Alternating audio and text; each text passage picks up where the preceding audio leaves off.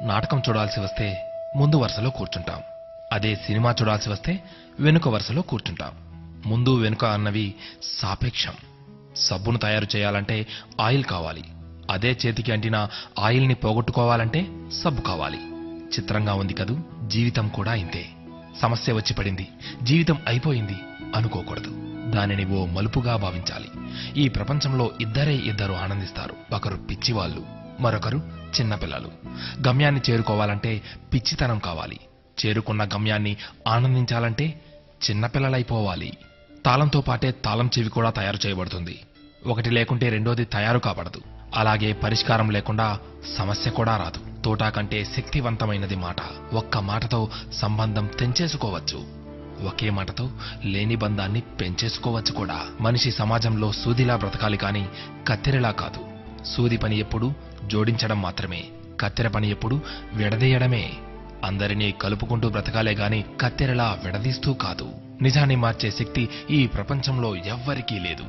కానీ ప్రపంచాన్ని మార్చే శక్తి ఒక్క నిజానికి ఉంది. నీవు సంతోషంగా ఉన్నావంటే నీకు సమస్యల్లేవని కాదు, వాటిని ఎదుర్కోగల శక్తి, ధైర్యం నీకున్నాయని అర్థం.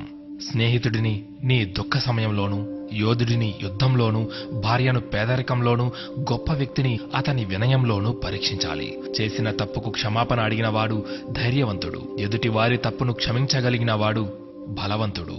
కష్టం అందరికీ శత్రువే, కానీ కష్టాన్ని కూడా చిరునవ్వుతో స్వీకరిస్తే అది సుఖమై నిన్ను ప్రేమిస్తుంది. ఓటమి లేనివాడికి అనుభవం రాదు, అనుభవం లేనివాడికి జ్ఞానం రాదు.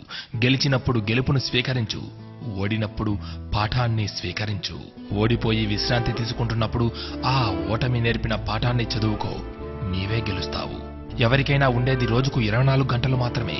గెలిచేవాడు ఆ 24 గంటలు కష్టపడుతుంటాడు. ఓడేవాడు ఆ 24 గంటలు ఎలా కష్టపడాలా అని ఆలోచిస్తుంటాడు.